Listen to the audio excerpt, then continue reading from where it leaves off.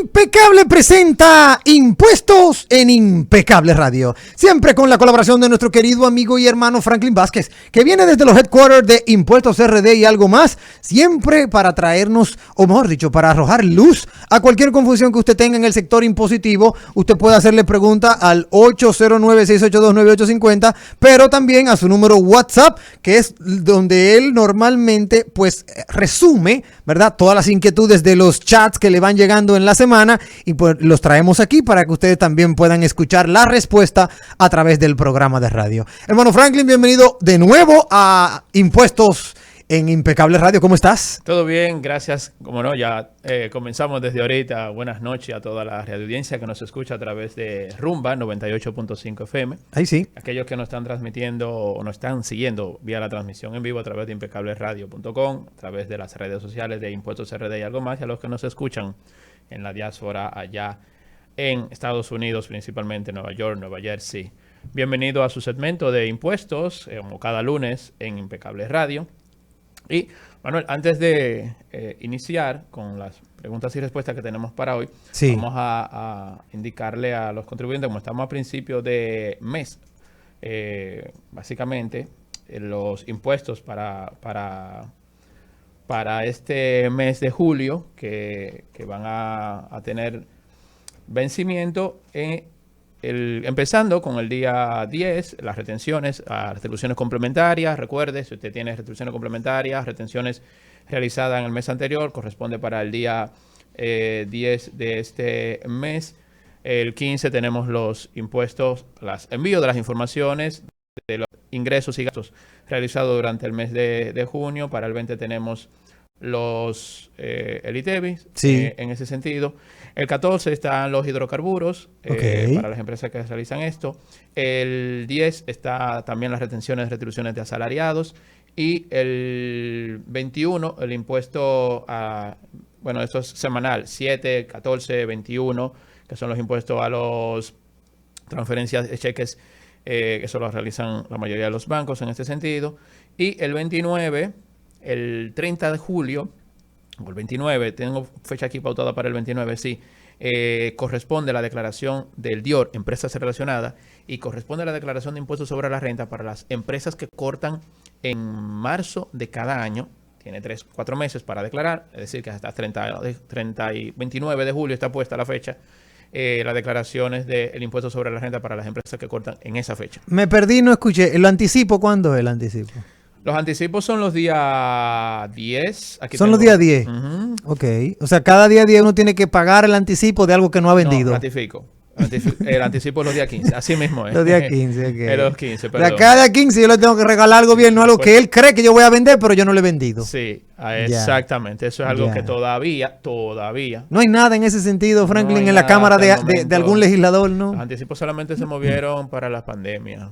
Dios mío. Después se desmontaron y todo el mundo otra vez a los anticipos. A los anticipos. Así es. Mamma mía. Bueno, vámonos con las preguntas que tienen nuestra audiencia. Aquí tengo, por ejemplo, a Darío González. Darío González nos señala que él pagará una factura a un proveedor, persona jurídica, pero al consultar su RNC en la DGI, su actividad económica dice servicios de publicidad. Entonces él tiene una duda. Lo que el proveedor le vende es el servicio de gabinetes para cocina. ¡Ay! O sea, él entró a la DGI y se dio cuenta que quien le está proveyendo los gabinetes de cocina, lo que tiene como función, como actividad, es servicio de publicidad. Por la diferencia que existe entre la actividad económica registrada en DGI y el servicio que le está ofreciendo, él puede considerar el mismo como un servicio profesional y retenerle el 30% del ITEVIS. No, lo primero que hay que aclarar es lo siguiente. Una persona jurídica puede tener diferentes actividades económicas. Sí. Su principal, como bien él la consultó, y la primera que sale en la DGI es esa. Ok. Pero ese proveedor puede tener ese otro servicio que le hace referencia y quizás otro servicio. ¿Y dónde él encuentra eso? Por lo que esas certificaciones se piden en la DGI. Lo que él debe... Cuando tú consultas a un contribuyente, no es para saber necesariamente qué tipo de servicio te está brindando por el tipo de actividad lo que tienes que hacer, sino que el proveedor esté registrado debidamente en la red. Allá él cuando la DGI lo investigue. Okay. Entonces, en este caso no aplica la retención que él hace señalamiento, porque entre empresas jurídicas no se hace retenciones de ese tipo de servicio. Recuerden que las retenciones que se realizan entre empresas jurídicas, 30% del ITV cuando hay alquileres o prestación de servicio a título profesional. De manera que no aplica ahí retención en este caso. Y tengo entendido, hermano Franklin, que si el proveedor le está presentando una factura con número de comprobante fiscal, entonces no es persona física, es jurídica por todas las vías. No, acuérdate que la persona física puede presentar una factura con comprobante pero fiscal. con su cédula, ¿no es? Lógico, pero el NSF sigue siendo la misma categoría. Es un B01. Es un B01, es verdad, tienes razón. Pero se estila que arriba tiene que tener el número del RNC. Si es una persona física, exacto. Será su cédula. Será si es una persona jurídica, será un RNC como ya conocemos. Correcto. Pero, por ejemplo, mira lo que me pasa a mí. Quiero traerte esto a colación. Yo voy a una repostería que yo pido factura con comprobante fiscal cuando ando haciendo negociaciones y invito a alguien a esa repostería. Y cuando me dan la factura me sale el RNC de esa persona, o mejor dicho, de esa repostería, me sale una cédula. Porque puede hacerlo. Porque puede hacerlo. Sin embargo, cuando yo voy a registrarlo en el 606, me indica que yo debí retenerle porque es una cédula. Sí, pero cuando tú le indiques que se va a retener, no puede, y llenas la casilla, tienes que ponerlo en el área de bienes, porque esa persona no te está prestando un servicio.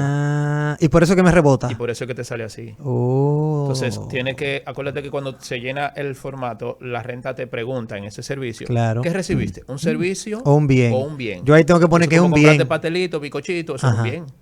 Pues yo pensaba que era un servicio porque...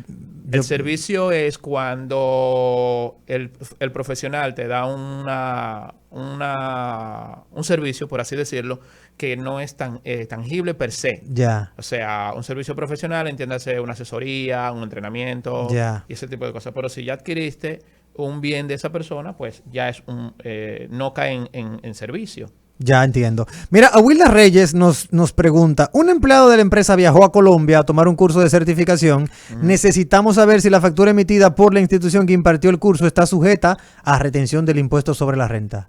Claro que sí. Todo pago de servicio al exterior, porque en Colombia van a emitir una factura. El número de comprobante no funciona aquí. No, exacto. Entonces aplica el 27% del impuesto sobre la renta, lo paga a través del IR17, la retención, y a través del 609, en vez del 606, aplica el gasto per se para que se lo reconozca. Para que se lo reconozcan, ok. Evelyn Almonte nos señala, ¿qué debo de hacer como compañía para transparentar la venta de un vehículo? Me refiero a la presentación en el IT1 y si debo de emitir un comprobante fiscal.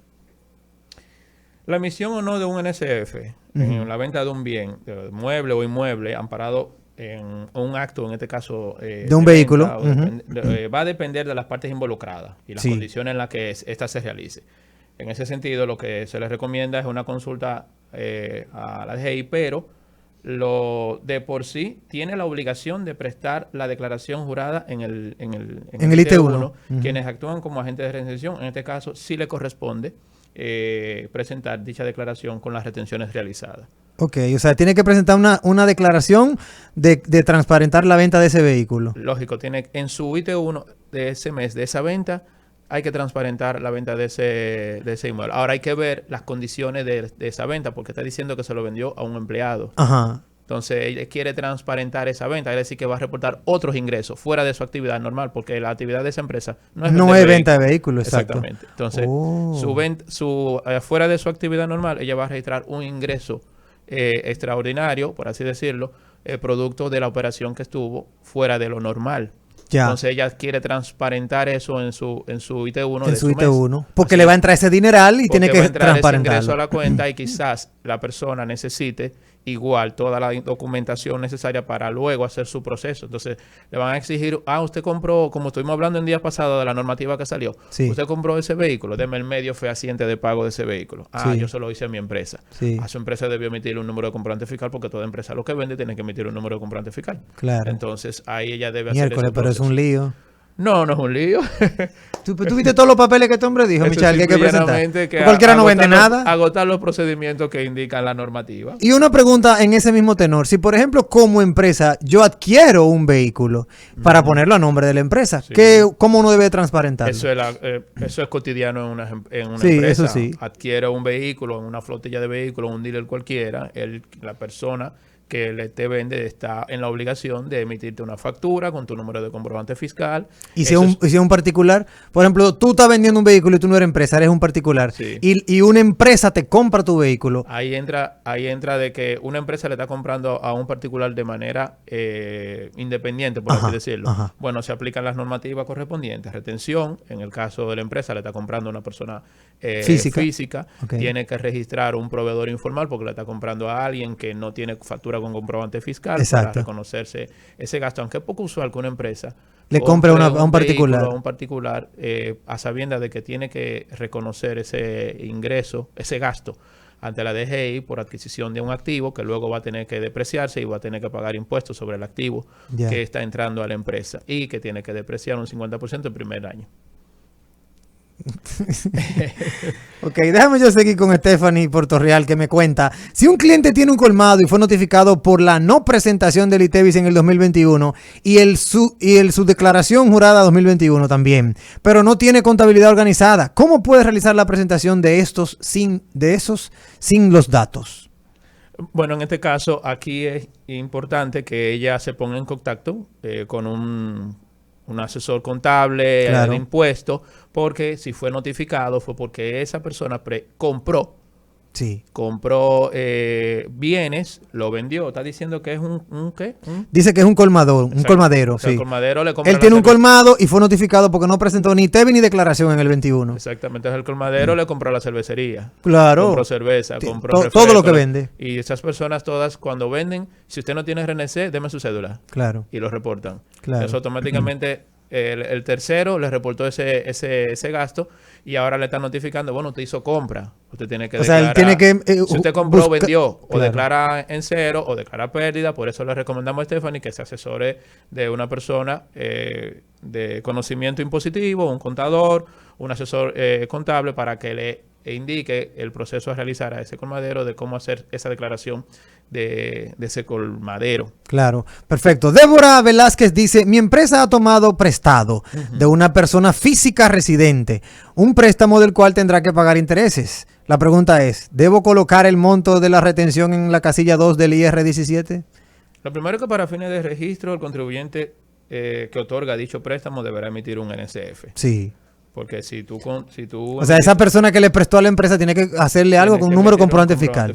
que será reportado en el formato 607, en Ok. este caso especificando el tipo de ingreso asociado al servicio de cada préstamo. Porque cuando en este caso, el bien, como tú acabas de decir, ahí tú no compraste bienes, No. ¿verdad? Ahí tú compraste un servicio. Sí. Ese servicio bancario se tipifica que los intereses son lo que generan el ingreso para quien recibe el beneficio de haber prestado. En este Exacto. caso, por ejemplo, una casa de empeño o una persona de manera particular. Sí. Pero en este caso le prestó a una persona de manera particular. Entonces, esa persona tiene la obligación de emitir. En otra palabra, hay poca posibilidad de que ella, a menos que haga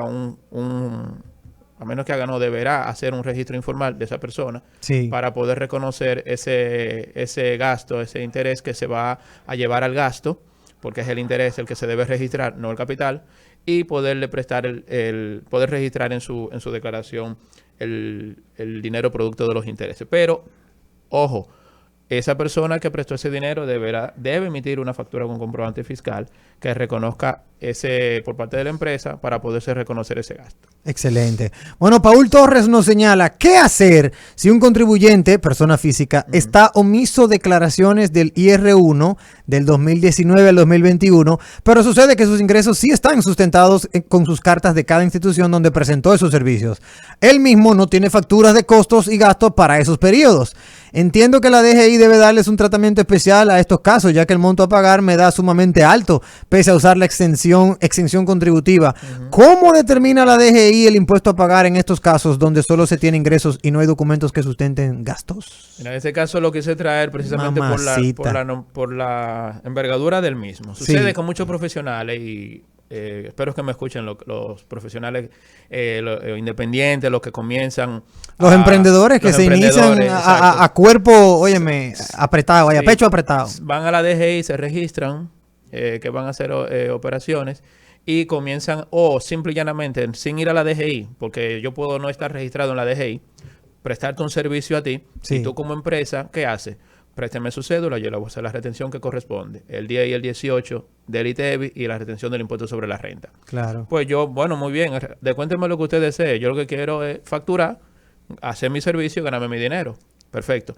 Pero luego se olvidan que todas esas, como bien dice ahí, deme mi carta de retención, Claro. pero se olvidaron de los otros costos y gastos en los que tú incurres como profesional independiente y no pidieron factura con comprobante fiscal. Ahora se ve en esta situación. Claro.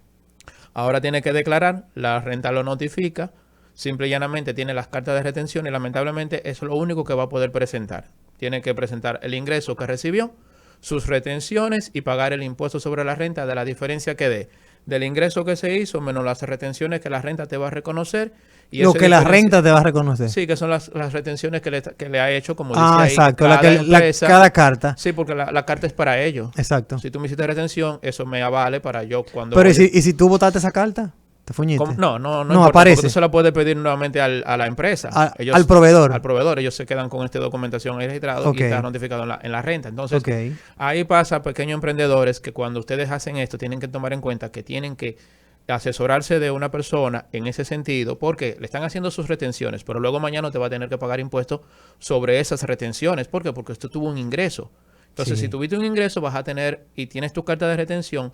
No pretendas que con la carta de retención tú no vas a pagar impuestos por todo lo que te hiciste en un año y no vas a considerar o no te piensas registrar en la DGI para poderte considerar, porque mira lo que ella hace referencia inclusive, que aún ni acogiéndose a la exención contributiva, que son unos 416,000 y pico de pesos en el año, dividido entre 12 son unos 36,400 y algo de pesos, que siempre he dicho que está muy bajito todavía. Claro. Con todo y eso, pon tú que la persona se haya hecho unos 800,000 pesos. La exención contributiva son 400,000. A eso se le restan y quedan en 400,000 y pico, y a eso a esos 400 es su base imponible, y te dice, bueno, págame el 27 de los 417 de la exención contributiva. Y ya. Sí, porque la otra opción sería, como bien ella dice, como no tiene costos y gastos con qué sustentar lo demás que él debió hacerse, entonces va a aplicar por ahí. Ahora, si se hubiese solicitado en cada servicio o en cada... Su número de comprobante fiscal. Si hubiese registrado y su número de comprobante fiscal, entonces esos costos y gastos que ella hace referencia lo hubiese podido utilizar presentar para hacer esto. Pero lo que le corresponde es el ingreso que se hizo, restarse las cartas de retenciones correspondientes y algo que le pudiéramos ayudar para sustentarlo, y creo que le contestamos, es que verifique si la persona tiene préstamos con instituciones bancarias, la cual le puedan emitir una carta por los intereses que ha pagado esta persona, que es la renta se lo va a reconocer. Excelente. Los intereses que ha pagado de ese préstamo, o si tiene niños inscritos en el colegio, que le pueda pedir una carta al colegio de esos pagos que ha realizado para poderse reconocer o ayudar ahí en esos elementos. Así rápido le dimos esos dos elementos que pudieran ayudar. No es el 100% del caso. Ese es Paul Torres. En todo caso, Paul debe hacer lo mismo que Stephanie, buscar un asesor impositivo para que le ayude con ese arroz con mango, porque ahí está complicado. Cualquier cosa, él como ente normal, común y corriente, se le va a complicar. Profesional independiente normal que presenta su cédula a la hora de prestar un servicio, deberá pagar el 27% del impuesto sobre la renta una vez se deduzcan las retenciones que le hizo la empresa y la exención contributiva que manda la DGI si se va por esa opción. ¿Dónde te puede encontrar nuestra audiencia, hermano Franklin Vázquez, para continuar con esta conversación de impuestos? Claro que sí. 809-617-9560. 809-617-9560 vía WhatsApp. Impuestos RD y algo más en todas las redes sociales. De impuestos, ese sí sabe. Síguenos en Facebook.